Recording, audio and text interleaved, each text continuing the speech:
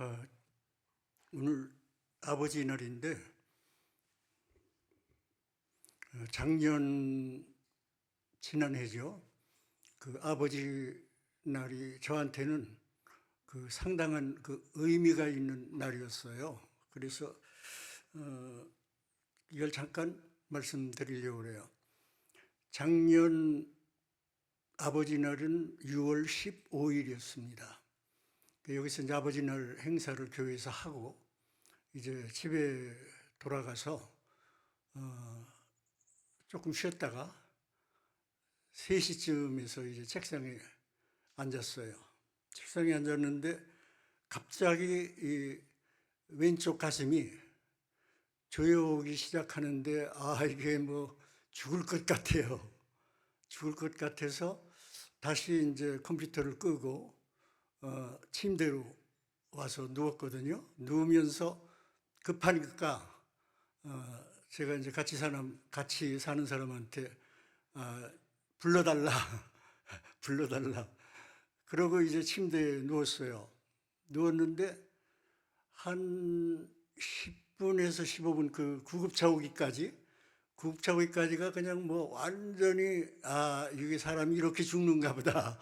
그렇게 이제 생각을 할 정도로 아무 생각도 안 나고 이제 그런 지경에 이제 그 구급차가 와가지고 그때부터 좀 숨을 돌리기 시작해가지고 이제 살아났거든요.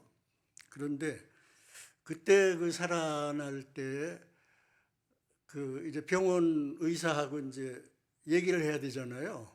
얘기를 해야 되는데 제가 영어가 짧으니까 이게 얘기가 안 되잖아요. 안 돼서 통역사를 부르는데 그 통역하는 분이 낯이 익어요. 낯이 익어요. 그래서 이게 누군가 하다가 보니까 그게 바로 이제 그 오늘 제 이제 예배 기도를 하신 그 이 집사님의 그 따님이었다고요. 참 저는 그래서 오늘 이런 일련의 일들이 이제 우연이 아니다. 이렇게 이제 제가 생각을 합니다. 모든 일이 우연이 아니다. 아버지 안에서 일어나는 일이다. 그렇게 이제 생각을 합니다. 잠깐 기도하시겠습니다. 아버지 하나님, 감사합니다. 오늘도 변함없이 우리들을 이 자리에 불러 모아 주시고 아버지를 찬양하며 예배케 하여 주심을 감사드립니다. 이제 우리의 마음을 열어주시고 깨닫게 해주시는 은혜를 베풀어 주시옵소서. 우리 주 예수 그리스도의 이름으로 기도드립니다. 아멘. 오늘 그 본문은 자녀들아 주 안에서 너희 부모에게 순종하라 이 말씀으로 시작을 합니다. 그 자녀들이란 부모님 두 분이 이제 우리가 생기기도 전에, 그렇죠? 자녀가 생기기도 전에 부모님 두 분이 만나가지고 이제 연합해서 한 몸을 이룬 그 열매이고 합방의 증거물입니다. 그 자녀들이에요, 그게. 그러니까 자녀들은 사실은 이제 저도 이제 자녀이고 또 부모지 않습니까? 그러면은 제가 이제 자녀의 입장으로 생각을 하면은 이게 내 것인 줄 알거든요. 우리 내가 나잖아요. 이게 팔도 내 팔이고 눈도 내 눈이고 이게 이제 나잖아요. 그렇죠? 나로 살고 있는데 사실은 알고 보면은 나가 내 것이 아닙니다. 누구 것이죠? 뭐 두말할 것 없이 아버지와 어머니의 것이에요. 우리는 생기기 전에 전혀 존재하지 않았습니다. 이 세상에 생기기 전에. 그래서 우리는 이제 보통 어떻게 생각을 합니까? 우리의 각자 생일들이 있으니까 생일날 나는 이제 세상에 태어나서 시작한 걸로 되게 그렇게 생각을 하고 있거든요. 사실은 그거는 보이는 세상에서의 이야기입니다. 보이는 세상에서는 내가 이제 세상에 나와서 시작하는 게 이제 보이는 세상을 살기 시작한 거니까요. 그게 이제 우리의 태초잖아요. 그런데 사실은 보이지 않는 세상에서의 우리의 태초가 있지 않습니까? 보이지 않는 세상의 태초에서는 우리는 생명체로 되기도 전에 어머니와 아버지가 만나서 이제 아버지의 그 생명의 씨를 받아가지고 어머니가 나를 잉태했을 때, 여러분을 잉태하셨을 때, 그때가 생명의 시작입니다. 그때가 태초예요, 우리의. 근데 그 태초는 어떻습니까? 눈에 보이지도 않는 작은 물방울이었어요. 그게 이제 크게 현미경으로 확대해서 보면 그 과정은 이제 그 올챙이 같은 물고기로 시작을 했지만, 그거를 시작을 해서 이제 하나의 세포가 만들어진 것이 우리의 존재 시작이에요. 아무것도 할 수 없었습니다, 그때는. 그렇죠? 작은 물방울이 뭘 해요, 우리의 존재가. 하나님이 이렇게 절묘하게 그것으로 시작하게 하셨는데, 하나로 시작하게 하셨는데, 이것이 둘이 되고 넷이 되고 여덟이 되고 그 하나의 그 눈에 보이지도 않는 작은 세포가 이렇게 이제 번성하기 시작을 합니다. 번성하기를 시작해 가지고 이제 10달이 되니까, 10달이 채 안 되죠. 뭐 9달 얼마라고 그러죠. 그 9달 동안에 눈도 생기고 귀도 생기고 팔도 생기고 이 사람의 모양이 생겼는데, 그때 세포의 수가 몇 개인지 아십니까? 20조 개래요. 20조 개. 그 눈에 보이지도 않는 작은 것이 20조 개로 늘어나서 비로소 이제 우리가 엄마 뱃속을 나와가지고 보이는 세상의 태초가 시작이 된 겁니다. 그러면 이 태초가 어머니 뱃속에서 우리가 생명을 시작할 때 그날이 몇 날이냐? 그게 또 묘하게 7날이에요. 7날. 그래서 저는 그 7날과 우리 그 창세기 1장에 이제 2장 3절까지 7날 얘기가 있지 않습니까? 그 7날과 태초는 같구나. 태초로 시작하고, 이것도 우리 이 인생도 태초로 시작을 했으니까 말이죠. 그리고 이제 오늘 이 말씀에서 주 안에서라는 말씀이 나옵니다. 주 안에서. 이 주 안에서라는 이 말씀 왜 그 단서가 붙었을까? 그냥 부모에게 순종하라 그러지 왜 주 안에서라는 단서가 붙었느냐 이 말입니다. 그럼 이제 주 안에서 부모에게 순종하고 주 안에서 부모를 공경하는 것과 주 밖에서 부모를 순종하고 주 안에서 부모를 공경하는 것과는 큰 차이가 있다는 것을 우리가 인지해야 됩니다. 우리는 이제 이 말씀을 들으면은 보통 어떻게 생각을 합니까? 이거 뭐 부모에게 효도하라는 얘기지. 그러니까 부모에게 효도하는 거, 뭐 맛있는 거 잡숫게 해드리고 또 용돈도 많이 좀 드리고 좋은 집에서 살게 해드리고 또 여행도 가게 해드리고 뭐 이런 게 다 효도잖아요. 그러니까 이제 그렇게 이제 하면은 우리는 나는 이제 이 말씀을 지금 하나님이 하신 이 말씀을 내가 하나님이 하신 말씀을 이제 순종하고 이 말씀이 순종하고 하나님의 말씀을 지켰습니다. 이렇게 생각을 하고 하나님께 이제 기대를 하게 되잖아요. 그래서 오늘의 말씀도 보니까 끝에 가서 뭐 잘되고 장수하리라 그 말까지 나오거든요. 부모에게 효도하면. 그러니까 장수하고 잘되리라 얼마나 우리가 기대가 커지겠어요. 그런데 사실은 그렇지를 않지요. 그렇죠? 그렇지를 않습니다. 그래서 이 주 안에서라는 이 의미를 우리가 다시 한번 그 생각을 하고 또 이제 여기에서 순종하라, 뭐 공경하라 이렇게 두 분 단어가 이제 달라집니다. 순종하라, 공경하라. 그래서 이 단어가 왜 다른가를 이제 살펴보고 또 오늘 이제 제목을 제가 주 안에서 부모로 무겁게 하라 이렇게 이제 제목을 달았어요. 제목을 달으니까 전혀 뭐 공경하라는 이야기를 무겁게 하라로 바꿨으니까 말이죠. 그런데 사실은 이 공경하라는 이 단어는 어디에서 나오느냐 하면은 구약에서 나옵니다. 십계명을 얘기할 때 나오거든요.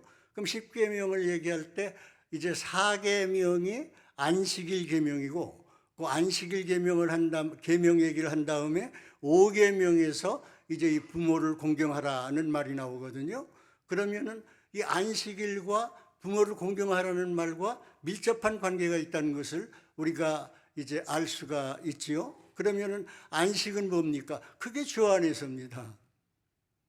엿새 동안 열심히 일하고 하루는 쉬라. 그걸 안식일이니까 쉬라. 그런데 엿새 동안 열심히 일한 거를 또 우리는 어떻게 받아들입니까? 아, 엿새 동안 이제 먹고 사는 걸 위해서 열심히 일해서 열심히 돈을 벌어가지고 그리고 이제 일곱째 날 안식일 주일날은 교회 와서 이렇게 이제 헌금도 하고 예배도 드리고 봉사도 하고 이러라는 얘기구나. 그렇게 우리는 받아들일 수밖에 없습니다. 그러나 성경은 뭐라고 그러죠? 성경을 비유라고 말을 합니다. 그래서 예수님께서도 이제 비유가 아니고는 말씀하시지 않았다 그러시잖아요. 그럼 비유라는 이야기는 그 비유 속에 숨어 있는 뜻이 있다는 이야기입니다. 그래서 이 성경은 그냥 소설 읽듯이 국어사전적으로 해석을 해서 우리가 받아들이면 여기엔 문제가 생긴다 이 말입니다. 어떤 문제가 생기겠습니까? 예를 든다면은 이제 오늘 아버지 날이니까 아버지 없는 자들이 고아잖아요. 그럼 이제 고아를 사랑하라 성경이 그러거든요. 그럼 고아를 사랑하라 그러면 우리는 뭐 딱 그 말을 받아들이죠. 알죠. 알아듣죠. 이건 뭐 한국말로 하는데 이거 못 알아들을 사람이 어디 있어요? 그러니까 고아를 사랑하라. 아, 이제 어디 고아가 있으면 뭐 제일 사랑하는 거는 고아를 내가 집에 양자로 들여서 사랑하면은 뭐 그 이상 고아 사랑이 없잖아요. 그럼 내가 그냥 100% 그것도 하나만 아니고 셋 넷을 내가 양자로 들여가지고 길렀다. 그러면 하나님 앞에 얼마나 떳떳해요. 그렇죠? 하나님 말씀 제가 뭐 이건 100%가 아니라 200% 순종했습니다. 이런 자신감도 가질 수 있지 않습니까? 그런데 그게 처음부터 틀린 거예요. 그거는. 왜냐? 고아를 사랑하라는 그 말로 고아가 얼마나 불쌍하냐. 그 고아를 사랑해야지. 고아를 사랑해야지.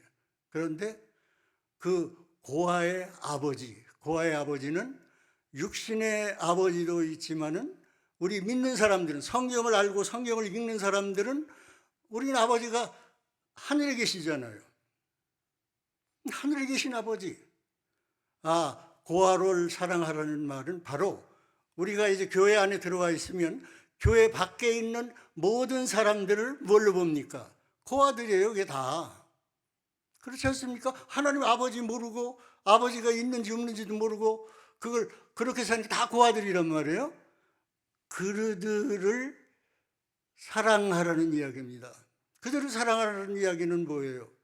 하늘 아버지를 가르쳐 드리는 게 사랑하는 일 아닙니까?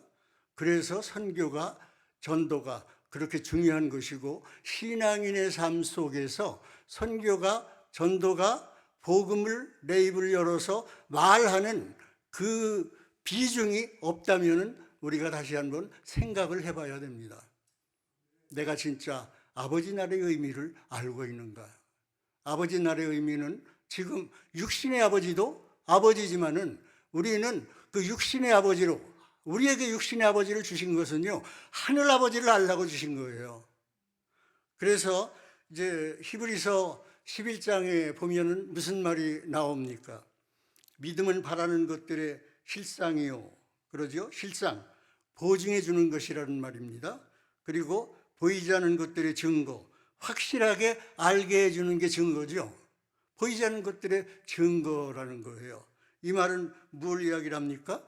믿음의 눈으로 세상을 보고 살라는 이야기죠. 그럼 우리의 육신의 눈으로 보이는 세상과 믿음의 눈으로 보이는 세상과 차이가 있기 때문에 믿음의 눈으로 세상을 보고 살라는 이야기 아닙니까? 그럼 무슨 차이가 있겠습니까? 세상 만물, 하나님께서 창세기에서 이제 창조를 하셨어요. 세상 만물을 창조하셨어요. 6날 동안 창조하시고 7째 날에는 안식에 들어갔죠. 모든 걸 마치시고. 그러면은 그 6째 날에 그 하나님의 그 창조된 것, 우주 만물, 우리가 이제 이 보이는 눈에 보이는 세상에서 살고 있단 말입니다. 하나님의 그 창조 목적이 무엇이냐? 우리는 그 목적에 대해서 별로 생각을 안 하고 지나갑니다. 창세기를 수없이 읽었어도 우리가 이제 내가 금년에는 성경 한 번 꼭 읽어야지. 그러면 어떻게 돼요? 성경을 꼭 읽어야 되잖아요. 읽어야 되는데 제일 먼저 시작하는 게 창세기니까 창세기를 안 읽고 끝나는 사람은 아마 거의 없을 거예요. 그렇죠? 적어도 뭐 레위기 정도, 민수기 정도 가서 끝나는 건 몰라도 창세기는 다 넘어간다고요, 대개. 그런데 창세기를 혹여 창세기도 못 넘어갔다 그러더라도 창세기 1장, 2장을 안 읽고 넘어간 사람은 한 분도 없을 거예요. 그러면 창세기는 우리가 다 읽는 겁니다. 다 읽는 건데 그것을 우리는 무엇으로 알아들었습니까? 그게 이제 주 안에서 주 밖에서 또 말씀의 그 의미를 알아듣는 게 차이가 있는 것이 바로 그것입니다. 창세기는 천지만물 하나님이 말씀으로 창조하셨대. 할만한 하나님의 능력이 얼마나 대단하신가. 이 하나님 내가 알면은 손해볼 게 없겠죠. 대단하신 분이니까. 그래서 우리는 이 창조 기사를 그저 세상 창조의 이야기로 알고 넘어가면은 그거는 뭡니까? 성경을 글자로 보는 것이 되어버리고 마는 겁니다. 하나님이 이 속에 엄청난 그 비밀을 담아 놓으셨겠죠. 당연히. 그럼 처음에 나오는 것이니 저는 그렇게 믿습니다. 이것이 바로 성경을 푸는 열쇠다. 여기에서 시작이 돼서 계시록까지 나가야 성경이 제대로 풀리고 이제 보이지 않는 하나님의 마음이 보인다. 그래서 이 세상, 우리가 눈에 보이는 세상과 이 눈에 보이는 세상에서 일어나는 모든 일이 있죠. 뭐 전쟁도 일어나고 뭐 엄청난 그 역사가 있지 않습니까? 이런 눈에 보이는 모든 일로 하나님은 무엇을 알라고 하시는 거냐 하면은 보이지 않는 하나님 나와 보이지 않는 나 하나님과 하나님의 보이지 않는 그 나라, 우리가 볼 수가 없습니다. 알 수도 없습니다. 그 나라를 세상 창조된 너희들이 눈에 보이는 것으로 그거를 알라. 그래서 예수님께서도 요한복음 9장에서 보면 어떤 얘기가 나오면 거기 죄의 이야기가 나옵니다. 맹인의 이야기가 나옵니다. 그러면서 맹인의 그 눈을 예수님이 뜨게 하시죠. 뜨게 하시고 끝부분에 가면은 어떤 말이 나오느냐 하면은요, 믿음의 이야기, 그 죄인과 대하는 속에, 그 맹인 눈 뜬 사람과 대화하는 속에서 믿음의 말씀을 하시고, 그 다음에 무슨 얘기를 하시느냐 하면은 내가 온 것은 심판하러 왔다. 근데 심판하러 왔는데 보는 자들은 맹인이 되게 하고 보지 못하는 자들은 보게 한다는 거예요. 그러니까 바리새인이 옆에 있다가 뭐라고 얘기를 하죠? 그럼 우리도 맹인이란 말인가? 자기들은 눈 뜨고 보고 있거든요. 우리도 맹인이란 말인가? 그러니까 예수님이 그러시죠. 네가 본다고 하니까 네 죄가 그대로 있느니라. 본다고 하니까 내 죄가 그대로 있다는 거예요. 차라리 맹인이었으면 좋았겠다는 거예요. 맹인이었으면 이제 예수님이 눈을 뜨게 해주니까 그 눈 뜨는 것으로 그냥 이 세상으로만 보는 게 아니라 눈 뜨는 것으로 더 다른 거, 나를 눈 뜨게 해준 이에 대한 그거를 이제 찾지요. 그거를 찾다가 보니까 바로 이제 내가 그다 해가지고 예수님을 만나지 않습니까? 그러면은 바리새인은 지금 본다고 하니까 예수님 못 만나는 거예요. 근데 죄가 그대로 있다는 거예요. 그럼 그게 무슨 이야기입니까? 히브리서 11장의 말씀대로 모든 보이는 것들은 보이지 않는 세상의 증거물이고 그것을 믿음으로 보이지 않는 하나님과 보이지 않는 세상을, 그 나라를 알아야 되는데 보이는 것들대로만 보고, 오늘 아버지 날입니다. 아버지는 그저 나를 낳아주신 아버지로만 보고 그 아버지로 하늘 아버지를 알아보지 못하면 그게 죄라는 이야기입니다. 성경을 글자대로 읽으면 이런 일이 일어날 수밖에 없지 않습니까? 그래서 뭐라 그래요? 예수님 그래서 비유로 이야기하신다고 그러는 거예요.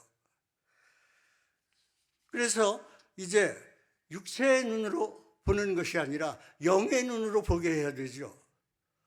오늘도 제가 기도를 잠깐 했습니다마는 그렇기 때문에 우리가 말씀을 들을 때나 성경을 읽을 때나 꼭 제가 이제 기억하는 게 있어요. 그게 뭐냐면은 아버지께서, 주님께서, 성령께서 내 마음을 열어주시고 깨닫게 해주시는 그 은혜를 입게 하셔서 이 말씀 속에 담긴 아버지의 마음을, 아버지의 뜻을 알게 하소서. 이 기도를 하는 겁니다. 그래서 마태복음 13장에 보시면은 대답하여 이르시되 천국의 비밀을 아는 것이 너희에게는 허락되었으나 그들에게는 아니 되었나니. 예수님께서 말씀하시는 거거든요.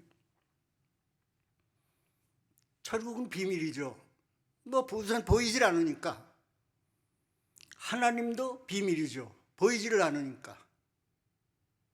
그런데 이제 그것을 알게 하는 것, 그것을 아는 그 특권, 그게 여러분과 저에게는 주어졌다는 거예요. 우리에게는 주어졌다는 거예요. 그 특권이. 그런데 그들에게는, 주 밖에 있는 자들에게는 그게 주어지지 않았다는 거예요. 가리워져 있다는 거예요. 그래서 주 밖에 있는 자들이 교회 오질 않고 성경을 아무리 읽어도 그 하나님은 찾아지지 않고 만나지지 않는 겁니다. 그러면 이제 그들은 교회 안에 안 들어왔으니까 그렇다고 쳐요. 교회 안 들어왔으니까, 안에 안 들어왔으니까. 그런데 우리들은 교회 안에 지금 들어와 있지 않습니까? 근데 교회 안에 들어와 있는데도 주 안에 있지 않고 주 밖에 있지 않나 하는 이것을 우리는 깊이 생각을 해야 됩니다. 그래야 우리가 이제 살 수 있는 것이죠. 말씀은 항상 들어올 때 우리를 깨버립니다. 우리를 부서뜨립니다.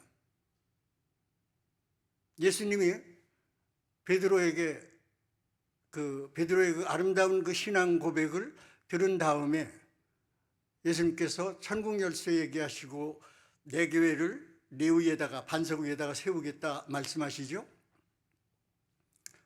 그리고 21절에 오면은 예수님께서 베드로에게 십자가 이야기를 하세요.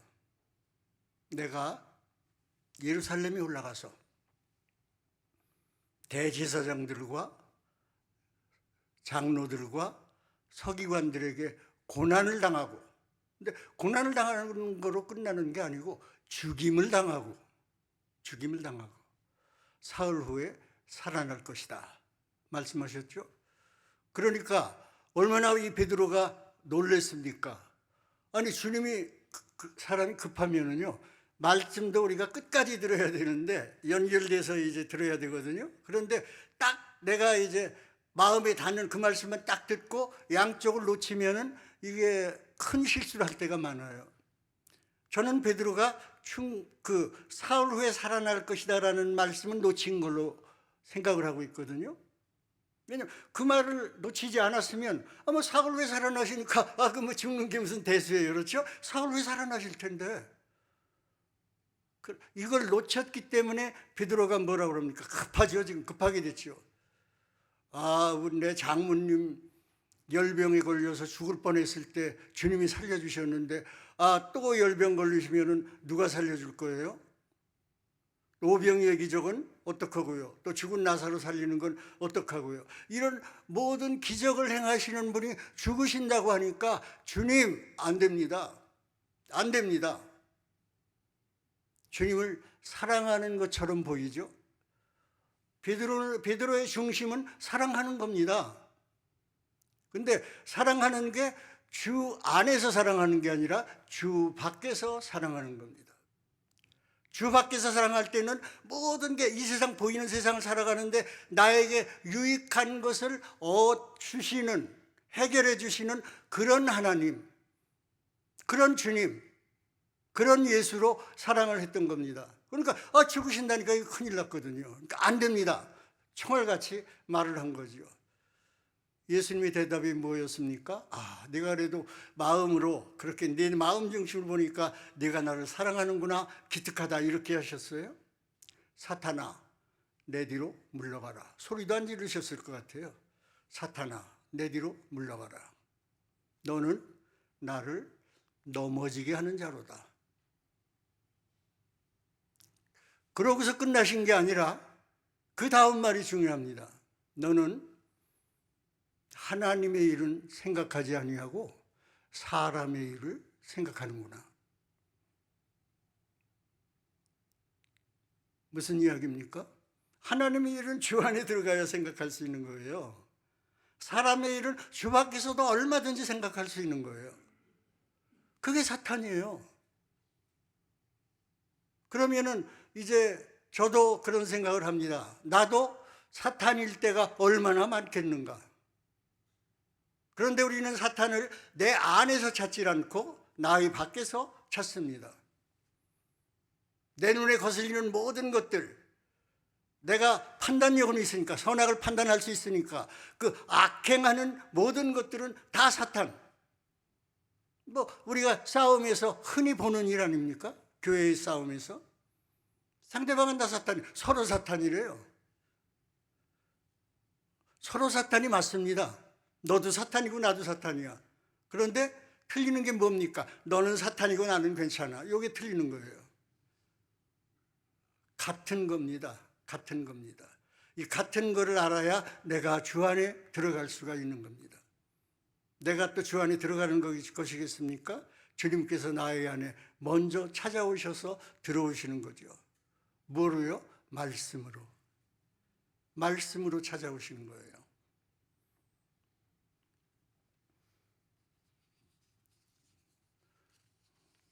어떻게 얘기하다 보니까 시간이 11시가 돼서 이제 한 10분밖에 안 남은 것 같은데, 제가 이제 마무리를 최대한 간단하게 해보겠습니다.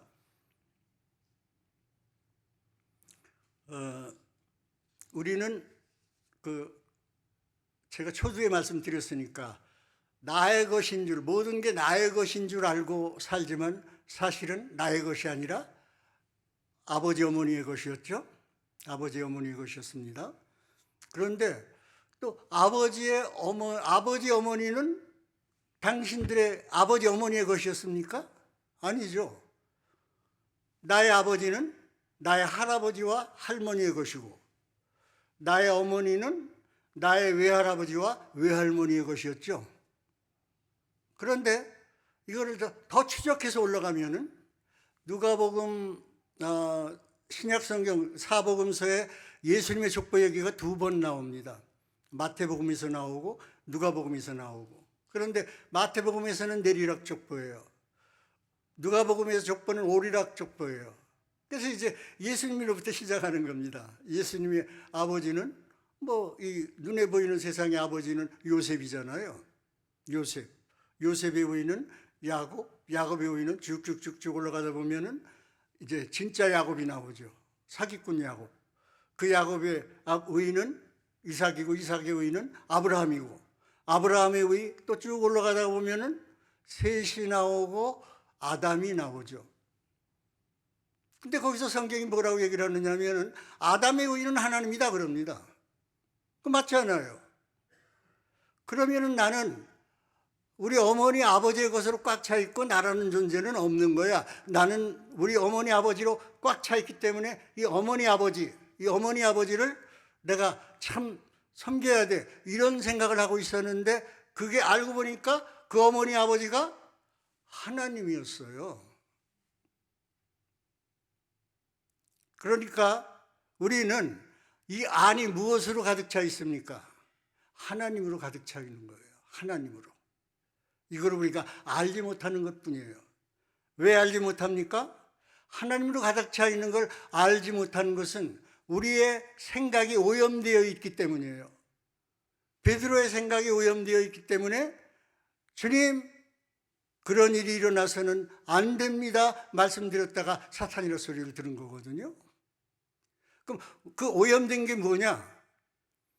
우리는 말을 듣고, 사람 말을 듣고 삽니다. 근데 하나님은 하나님의 말씀을 먹고 살으라고 그래요. 그럼 사람의 말을 먹고 살면은 오염이 되는 거예요. 오염이 되는 거예요. 하나님의 말씀을 먹고 살면 그 오염된 게 누룩이 제거되듯이 오염된 부분들이 다 제거되는 거예요. 제거되는 거예요. 그러면은 이제 우리는 하나님의 말씀을 먹고 사는 시간보다는 사람의 말을 먹고 사는 시간이 훨씬 많지 않습니까? 이게 오염되는 거예요. 오염되는. 그래서 성경은 양식으로 이야기를 하는 겁니다. 양식. 우리가 하나님께 가까워지면 가까워질수록 이 양식이 바뀌는 거예요. 이 양식이 바뀌는 거예요. 첫째 양식은 뭡니까? 첫째 양식은 애굽에서 고기를 먹는 겁니다. 고기 양식. 양 잡아서 양고기 먹는 양식. 광야로 들어오면은 양식이 없죠.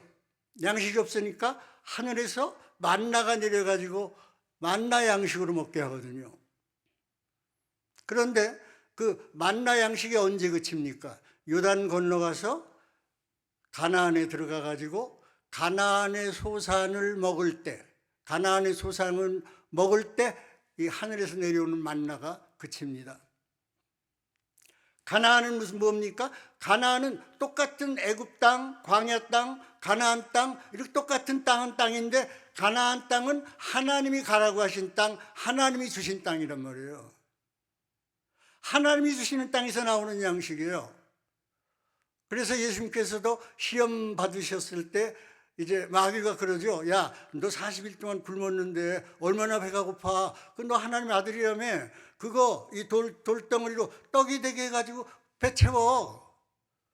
그때 예수님이 하신 말씀이 뭐죠? 신명기 8장의 말씀이었죠. 사람이 떡으로만 사는 게 아니라 여호와의 입으로부터 나오는 말씀으로 살아야 된다. 이렇게 말씀하시지 않았습니까? 양식이에요. 그래서 우리가 이제 이 교회에 와가지고 여러분들이 말씀을 들으실 때 이 말씀이 뭐냐? 이 예배할 때 목사님의 그 설교를 들을 때 그 설교가 뭐냐? 그게 여러분들이 먹고 살아야 될 양식인데 여러분들의 영을 살리고 영을 하나님의 아들의 자리에, 하나님의 백성의 자리에, 하나님의 아내의 자리에, 그 자리에 앉게 해서 안식에 들어가는, 곧 천국에 들어가는, 그게 전부 뭡니까? 이 양식입니다. 이 말씀입니다. 그래서 말씀이 예배에서 이 설교가 꽃이라고 이야기를 하는 거예요. 예배의 꽃이라고 말씀을 하는 거거든요. 그러면은 여기서 이게 이제 제가 이 무겁게 하라 이야기를 놓치고 안 했는데, 이제 무겁게 하라는 말씀은요, 무겁게 하라는 말씀은 그 원래 이제 그 카바드라는 단어인데 그 단어는 그 두 가지 의미가 이제 있어요. 무겁게 하라. 그리고 두 번째 의미는 영광되게 하라, 영화롭게 하라. 이런 말이거든요. 그런데 이제 저는 거기에다가 이제 뭘 더 붙이고 싶으냐 하면은, 제가 부모로 무겁게 하라 그렇게 제목을 붙였잖아요. 그러니까 부모로 무겁게 하라. 그 부모는 아버지 하나님으로 무겁게 하라. 아버지 하나님으로 무겁게 하려면은 아버지 하나님의 그 말씀 양식으로 내게 채워서 그 양식으로 무겁게 하라. 그 양식은 성령으로 바꿀 수가 있죠. 그러니까 성령으로 충만하라. 성령으로 충만하라. 그래서 이제 성령으로 우리가 충만하면 주 안에 내가 들어가 있으면 하나님과 하나된, 예수님과 하나된 상태에 내가 있게 되면 거기에서 내가 보는 그 부모는 주 밖에 있을 때 보는 부모와 차원이 다른 부모님으로 나에게 각인이 된다 이 말입니다. 하나님과 같은 아버지 어머니. 내가 얼마나 이거 뭐 용돈 좀 드리고 이런 거 잘 해드린 이걸로 효도하는 줄 알았던 그게 얼마나 이제 부끄러워지는지, 그런 자리에 들어갈 때 이제 이게 해결이 되는 겁니다. 그래서 이 말씀은 성령으로 충만한 거, 이거를 사실은 성령으로 충만한다, 이 간단한 얘기가 아니거든요. 그럼 이게 무슨 얘기냐면은 여러분들이 창세기 1장에서 첫째 날로 시작을 해서 일곱째 날까지가 있는데 그 여섯째 날의 그 과정이 뭐냐 하면은 성령 충만해지는 과정, 이게 구원의 과정, 믿음의 과정을 이야기하는 거예요. 그 속뜻을 여러분들이 아시게 되면 그걸 아실 수가 있습니다. 그래서 이제 그것으로 그 성령 충만한 것을 이야기할 수가 있는데, 그렇게 해서 우리가 성령이 충만해지면 가장 가치 있는 하나님으로 충만해지는 것이기 때문에 우리는 어떻게 되죠? 무겁게 되잖아요. 그렇죠? 부모로 무겁게 되잖아요. 거기에서 나오는 효도, 그게 진짜 효도이다. 그래서 주 밖에서 효도하는 것과 주 안에서 효도하는 것의 차이를 이제 이해해 주셨으면 좋겠습니다. 기도하시겠습니다.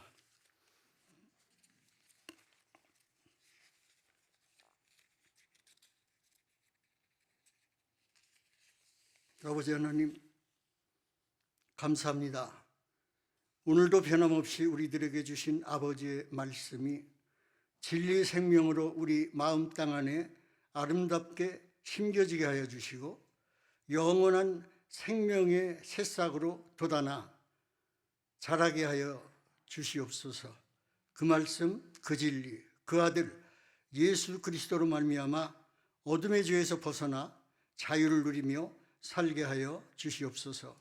아버지께서 주시는 아버지의 평안과 기쁨으로 즐거워하며 아버지의 사랑으로 서로 사랑하며 복된 삶을 사는 우리 모두 되게 하여 주시옵소서.